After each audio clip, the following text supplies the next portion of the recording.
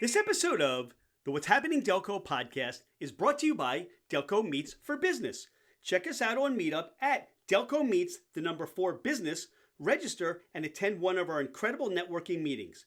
We meet the 1st through the 4th Tuesday at the Upper Crest Restaurant in Newtown Square. We meet the 1st through the 4th Thursday at the Brick House in Ridley Park. We look forward to seeing you there.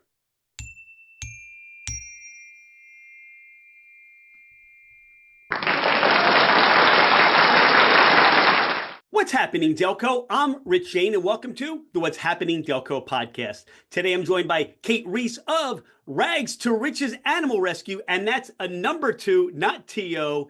Kate, welcome to the podcast. Thank you so much for having me. Kate, I'm so glad you're here because we're going to talk all things Rag to Riches Animal Rescue. What is that? So we're a rescue based out of Delaware County. We're in Garnett Valley. We do have a nice facility there. We pull animals from different shelters that are on the euthanasia list. Some of them come with medical issues or fears, and we really work towards getting them into the perfect home that will work with them. How did you get started with Rags to Riches? So I actually got started by volunteering there. And then we adopted our first dog. His name was Capone. He was 11 years old, and my son fell in love with him.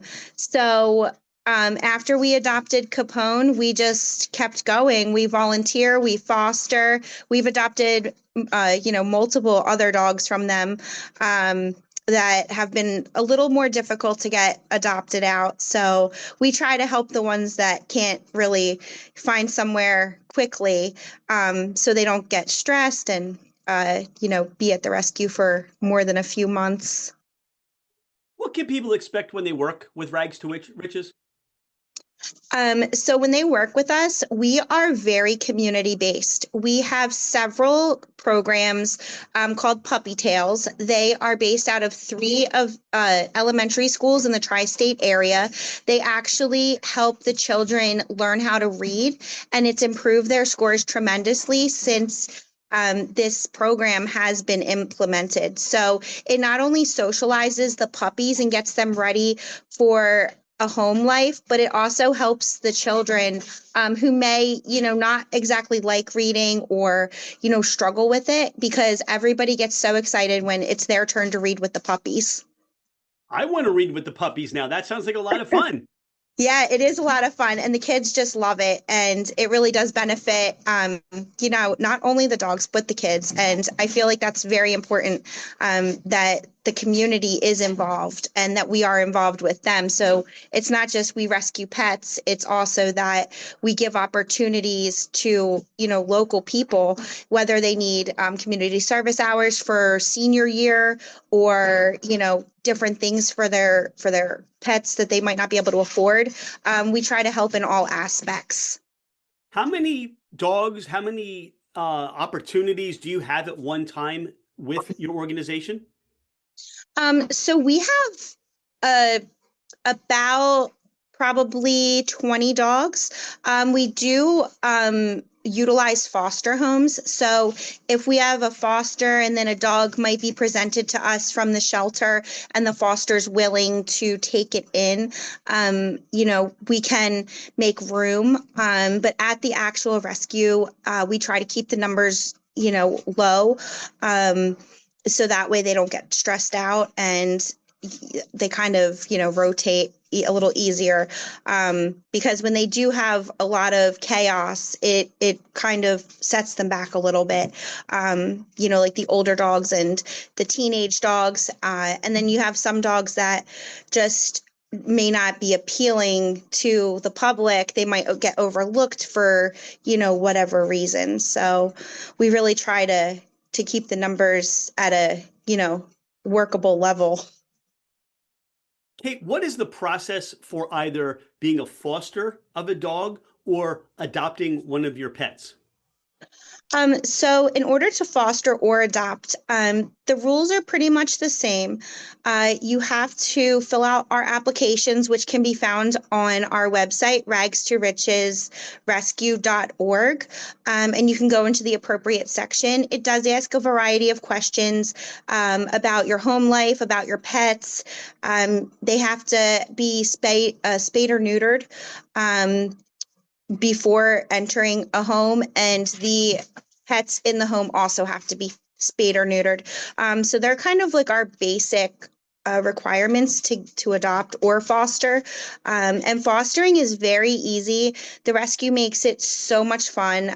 They have a lot of adoption events, another community, thing. And then they also provide all the food, the crate if needed, linens, toys, everything that you would need to get a pet ready to find a home. You have so much going on in the Delco community.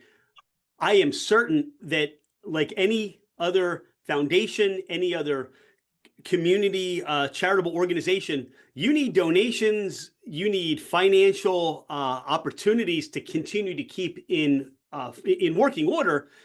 What is it? Do you raise money? Are there events coming up that you have that are going to be some of your fundraising events that you can share?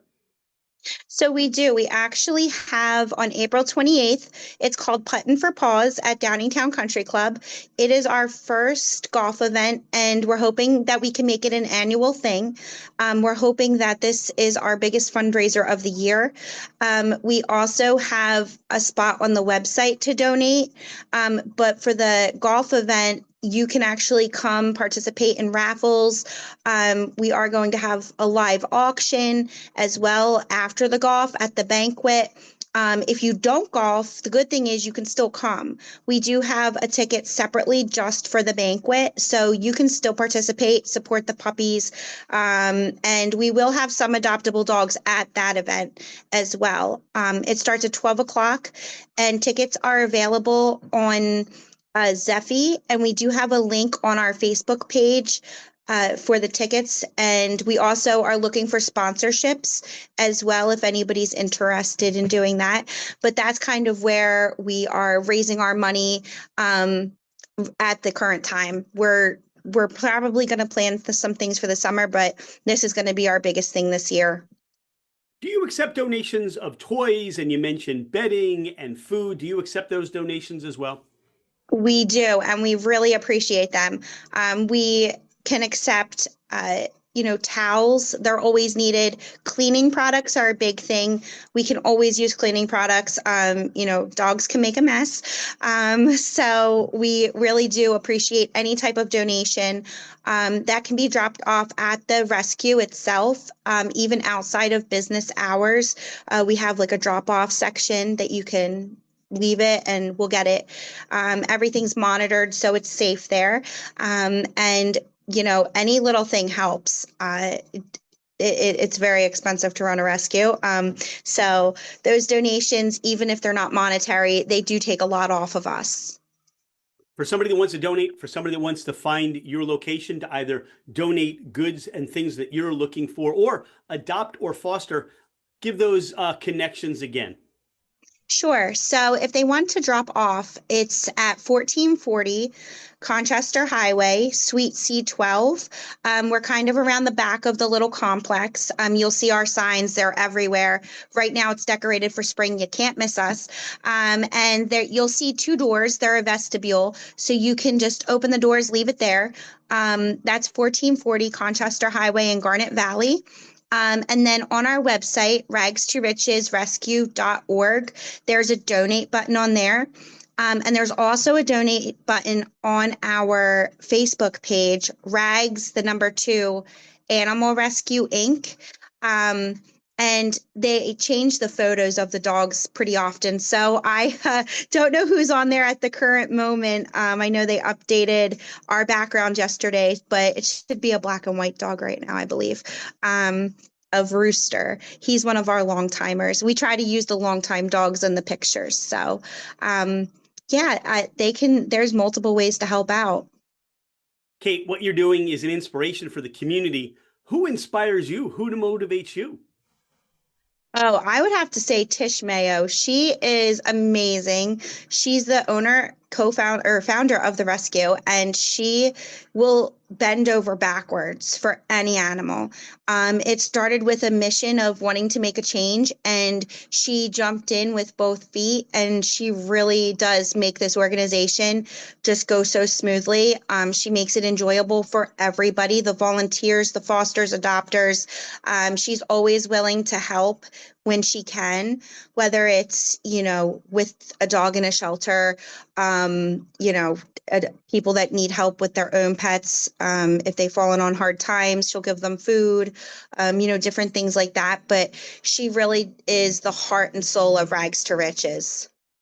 You brought up something interesting there about helping people with food, or maybe there's some difficulty financially in the family.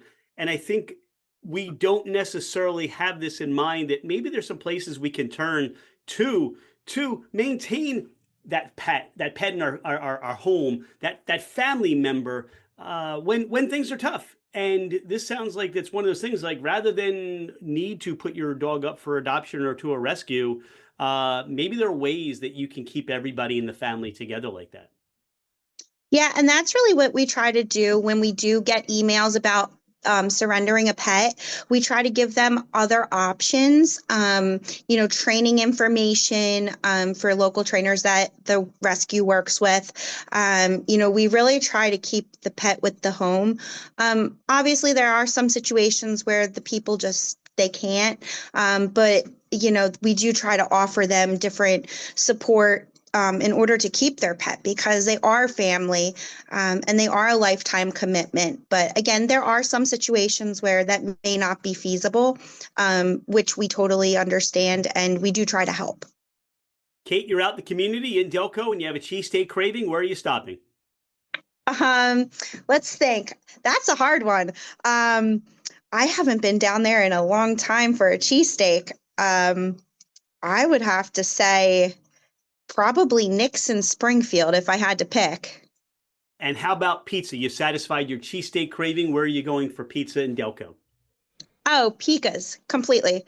Although I did hear they're closing their Upper Darby location, and that's like the heart and soul of Delco. So, we'll have to head up to Westchester if we have those cravings after, but Pika's is 100%.